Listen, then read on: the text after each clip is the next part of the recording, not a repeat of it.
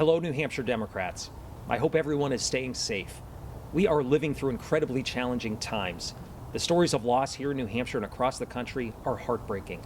Life as we know it has been completely upended, and we fear for the health and well-being of our neighbors, friends, and family members who are at high risk.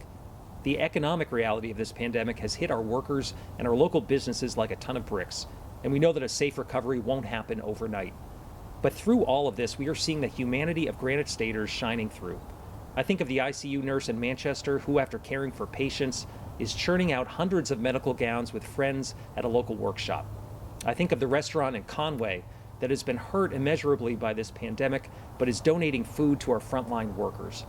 I think of the community sewing groups, the distilleries churning out sanitizer, and the countless individuals who are stepping forward with supplies, food, and cash to help local organizations in need. I think of all those essential workers, from the emergency room to the grocery store, who are showing up for all of us, despite the risk to them personally.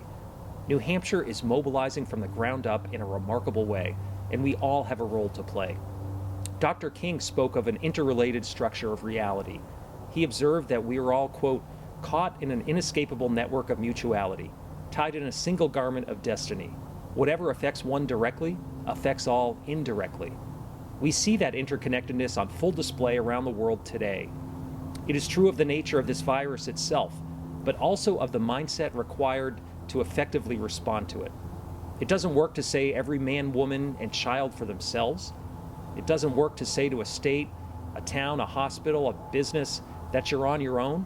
No, we are all in this together, and we rise and fall as one, and we must continue to do all we can to meet the needs of every member of our community so that we can overcome this public health crisis and get back up on our feet. Let's remember what we stand for as Democrats and what that means for the American people.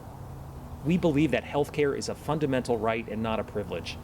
That means universal coverage and affordable access to quality care and life-saving medications. We believe in valuing and rewarding the hard work of every American. That means supporting our workers with good wages and benefits and a secure retirement, and allowing our small businesses to flourish. We believe in the human dignity and full equality under the law. And equal means equal, regardless of gender, race, religion, orientation, or identity. We believe in ensuring that our air, our water, and our environment are clean and safe. That means bold action on climate change and taking on the big polluters who are robbing us of our future. And we believe our democracy belongs to we the people, and the right to vote is sacred. That means ending corporate dominance of our democracy and ensuring that every American can vote by mail this November. As we approach the most important election of our lives, the values of the Democratic Party are indispensable. They also take on a new sense of urgency as we experience this crisis. That's why we must join together to elect Joe Biden as the next President of the United States. Vice President Biden represents the values of our party and the fundamental decency of the American people. We can make progress with him as president, especially if we also re-elect Jeanne Shaheen to the Senate and Democrats to Congress and turn New Hampshire blue up and down the ticket. I hope you will be there for me as we build our re-election campaign. We have important work ahead of us in Congress, but I can't win this incredibly tough district and continue this work without your help. Thank you so much for standing with us. It's my honor today, as part of these convention proceedings, to virtually present an award. The Chris Pappas Grassroots Leader Award goes to a New Hampshire Democrat who has been going above and beyond the call of duty for the party and the community. I didn't name the award, but I get to pick the recipient. This year's honoree is a local business owner who has been hit hard by this economic crisis, just like everyone on Main Street, but we know they will come back strong. When there's a local event or political gathering in Exeter, chances are it's held at the Water Street bookstore owned by Dan Chartrand. The bookstore has been building community and social capital for 29 years now. In his spare time, Dan served 6 years as a selectman in the town of Exeter and has been a tireless leader and volunteer for the Democratic Party and progressive causes.